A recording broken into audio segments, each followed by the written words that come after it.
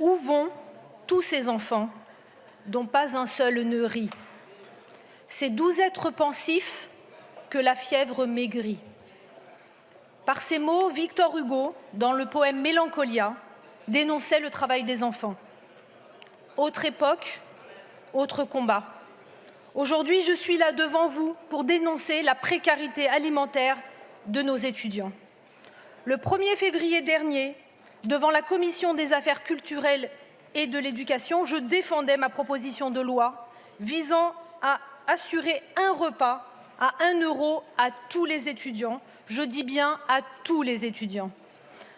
Dans sa rédaction d'origine, cette proposition de loi permettait à tous les étudiants, de manière universelle, de se nourrir pour 1 € dans l'ensemble des sites de restauration du réseau des œuvres.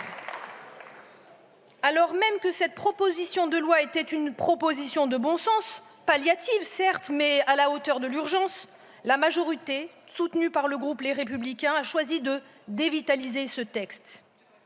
À l'ouverture d'un droit universel, ils ont préféré le principe de la différenciation des tarifs, les boursiers, les précaires et les autres. Cette différenciation déjà appliquée aujourd'hui n'est pas suffisante. Par ailleurs, la rédaction choisie ne fixe aucun tarif dans la loi. Aujourd'hui, ce tarif minoré s'élève à 1 €. Mais qui peut prédire, avec l'inflation galopante, que demain, il ne sera pas doublé ou voire triplé? De plus, les modifications de la majorité reviennent sur le principe fondamental de ma proposition de loi, son caractère universel. Permettez-moi, chers collègues, de vous rappeler quelques faits qui font écho à ces images insupportables de files d'attente interminables de jeunes affamés dont nous sommes tous spectateurs. Selon les données recueillies par l'Observatoire national de la vie étudiante en 2021, 18% des étudiants ne mangent pas à leur faim. Attardons-nous un peu sur ce constat. En France, en 2023, certains étudiants ne mangent pas à leur faim. Comment, dans une société comme la nôtre, attachée aux valeurs de solidarité, pouvons-nous accepter que près d'un étudiant sur 5 ne puisse répondre à ses besoins alimentaires fondamentaux? Si la cruauté de cette situation a été mise en lumière pendant la crise sanitaire, marquant ainsi une étape de la prise de conscience collective, cette réalité existait déjà.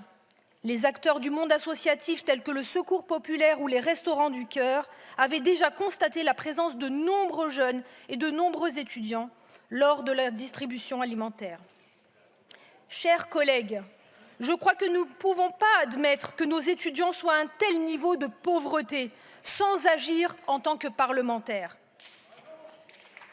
À la suite de la crise sanitaire, de nouvelles solidarités ont été instaurées en faveur des étudiants, et trop souvent à leur propre initiative. Des associations comme Copains sont apparues et ont pris une place considérable dans la distribution d'aide alimentaire d'urgence. D'autres organisations, telles que les syndicats étudiants, l'UNEF, la FAGE ou l'Alternative, ont poursuivi leurs actions. Face à la gravité de la situation sanitaire et sociale, le gouvernement précédent avait abaissé le tarif des repas servis par les Crous de 3,30 € à 1 € pour les boursiers en septembre 2020. Puis, le bénéfice de cette mesure a été élargi à l'ensemble des étudiants entre janvier et juin 2021. Le gouvernement a ensuite restreint le dispositif en réservant ce tarif aux seuls étudiants boursiers ou identifiés comme précaires par les réseaux sociaux des Crous. Cette limitation me semble injustifiée. Injustifiée car les files devant les banques alimentaires ne désemplissent pas. Injustifiée car la précarité étudiante ne s'est pas arrêtée. Injustifiée car notre système d'aide sociale aujourd'hui ne permet pas aux étudiants de se concentrer sur leurs études en vivant dignement. Injustifiée car notre jeunesse attend des dispositifs durables et non plus des mesures de circonstance. C'est pourquoi je vous propose de rétablir la tarification en vigueur durant ce second semestre de l'année universitaire 2020-2021 et d'en élargir l'application à tous les points de vente gérés et agréés par les réseaux des Crous, en redonnant à ce texte sa portée d'origine. Pour ne pas réinstaurer le repas à 1 € pour tous les étudiants, la majorité, la semaine dernière, avançait l'argument des conditions exceptionnelles de la crise sanitaire. Pourtant, la période actuelle est marquée par un taux d'inflation inédit depuis 40 ans. Augmentation annuelle des coûts de produits alimentaires de 12%, hausse des prix de l'énergie de près de 15%. Chers collègues, cela ne vous semble pas d'une gravité comparable à celle des effets de la crise sanitaire pour nos étudiants ? Si vous en doutez, alors il suffit de vous rendre dans les distributions alimentaires organisées par les associations que j'ai mentionnées. La possibilité offerte aux étudiants et à certains étudiants précaires et aux boursiers de bénéficier d'un repas à 1 € n'a absolument pas réduit le nombre de bénéficiaires à ces distributions. Ces distributions ne cessent de croître, se substituant à notre service public. Si je salue l'engagement de ces associations, je tiens tout de même à déplorer leur nécessité, puisqu'elles témoignent de l'incapacité de notre service public. Lors de ces distributions, j'ai rencontré à plusieurs reprises des étudiants non boursiers qui m'ont fait part de leurs difficultés à faire reconnaître leur situation pour bénéficier de repas à 1 €.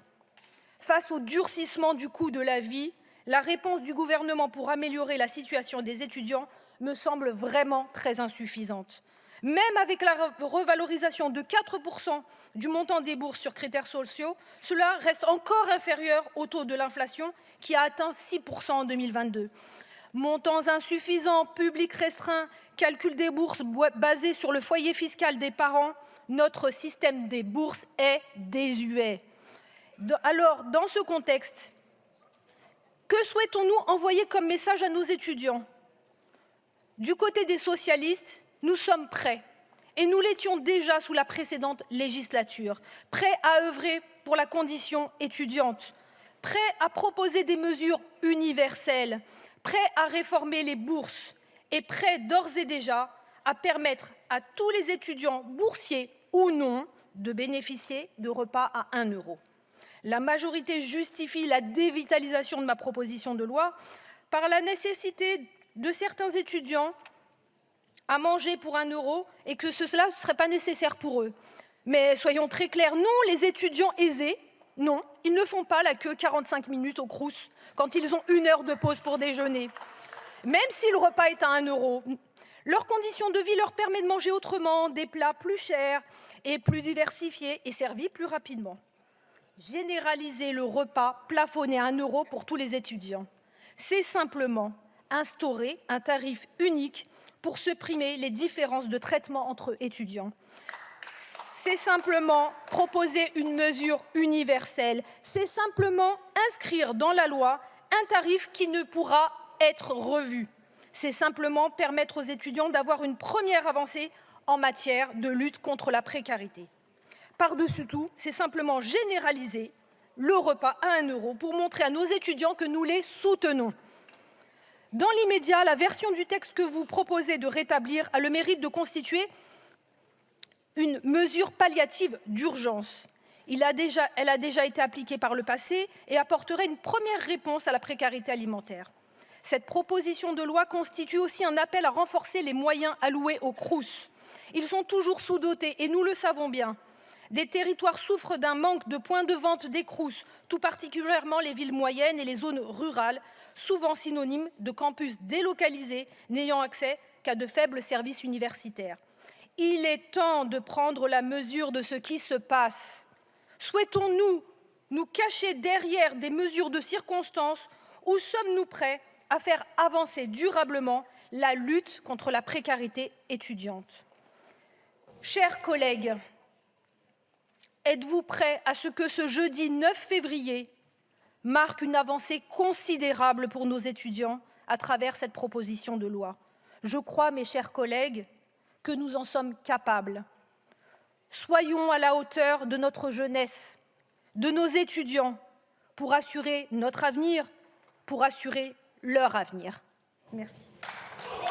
Merci, Madame la rapporteure.